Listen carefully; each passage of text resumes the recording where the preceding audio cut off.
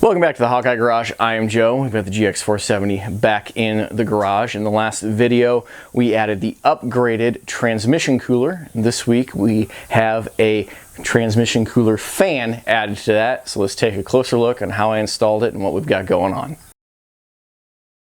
Yep, that's right. In the last video, we installed a bigger transmission cooler on the 470. If you haven't seen that video, be sure to check it out. You don't really need to watch that one before this one, but be sure to check it out. There'll be a link at the end of the video, if nothing else.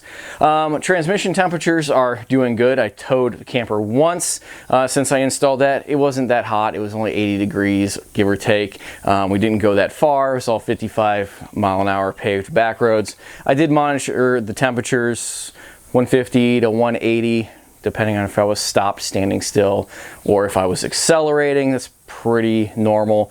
I did turn the fan on like when I was driving around in the campground really slow. Couldn't really tell a huge difference. I don't know how sensitive those sensors are for the temperature with the ECU and working with my the Bluetooth OBD2 adapter reader and the software on my phone. But as we tow in the summer, when it gets up to 100 degrees or whatever outside on those hot towing days, I'll have more information. I'll report back to you. But like I said, while we're in here, it's super easy to install one of these fans. They're not expensive. I have that auxiliary switch panel thanks to Lasfit. There's a video for that also. So I have the wiring, I have the buttons. So adding the fan was incredibly easy. Let's take a closer look and I'll tell you what we've got going on. So right here, we've got a 7-inch fan. It's from Amazon. I'll drop a link down below. I think it was like $25. They're really simple.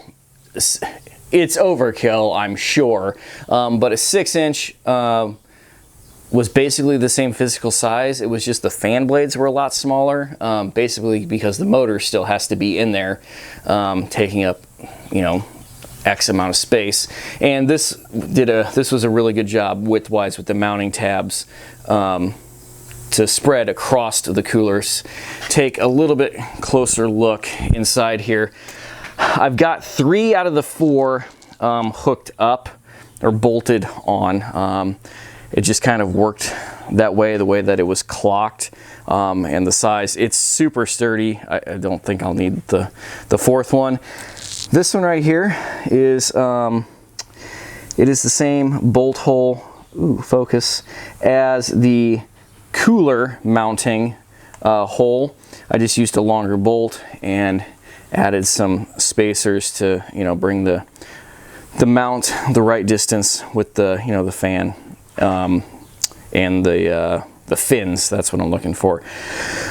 Same over here, some spacers. These are just some like polyurethane spacers that I had.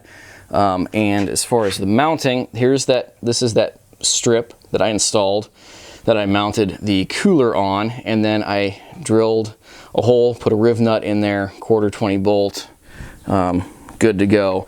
Same process down here, threaded insert and a little spacer just so that everything is the right distance. I also, this is kind of, I don't know, improvised. I need to find a little bit better solution, but it is working and working rather well. I didn't want the fan just right up against the fins of the cooler. It's probably fine, but that's not my style. I've got some of these big rubber washers that I had laying around that I wedged in here so I could suck the fan up tight to its mounts and not tight to the cooler itself. I've got them on all 4 corners. I might get some, I don't know, some silicone tubing and cut a slit in it and just kind of, you know, slide that on all the way around as kind of a seal, or maybe get some heavy-duty weather insulation to stick to this.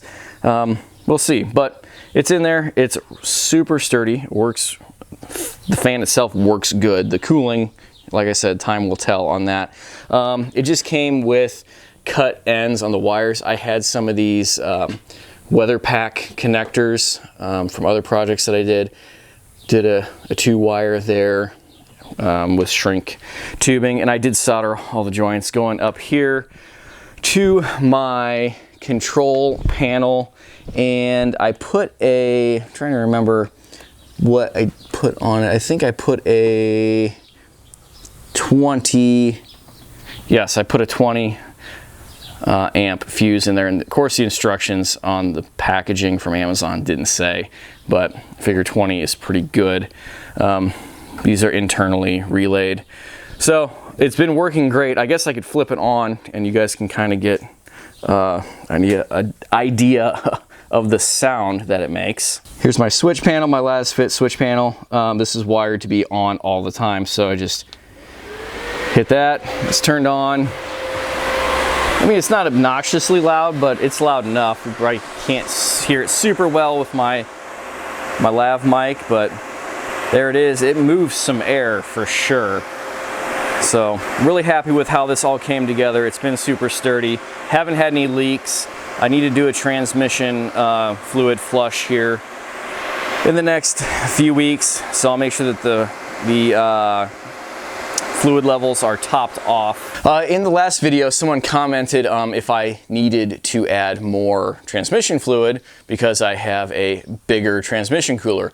Honestly, I don't know. So I did lose a little bit when I removed the old cooler and the little bit of rubber lines. I poured some fluid into this cooler before I installed it. Again, I have a video on doing transmission fluid in one of these. There's no dipstick. The fluid level, I would say, is kind of a, it's a little bit of a guessing game because you have to run the transmission up to a temperature range, pull a plug out, and then use your best judgment if it's dripping too much, too little, or just the right amount, that the fluid is the right amount. So I'm guessing it's fine. This cooler itself, like I said, is bigger, but it's bigger in surface area. It's not as thick as the other one, so maybe it even holds the same amount of fluid. There's just more, like I said, more surface area exposed on this, which again facilitates better cooling, heat exchanging physics. Gotta love that. So again, I will keep you guys updated as I go out through the summer. Maybe when I do some different padding installation on that fan shroud, and then what temperatures I'm getting as I'm towing as the summer gets hotter. So if you like this and other stuff like this, be sure to watch the videos, the links at the end here. Check out my channel homepage for my back catalog of videos, a lot of this kind of DIY upgrade stuff. And of course, follow the links in my description down below, or to Instagram, Facebook, where I post a lot of this stuff and a lot of other stuff. If you have any comments or questions, of course, down below is the place to put those. If you have something in depth that you want to discuss, feel free to email me, hawkeyeskunkworks@gmail.com. So until the next video drops, thank you for watching. Take care. Goodbye.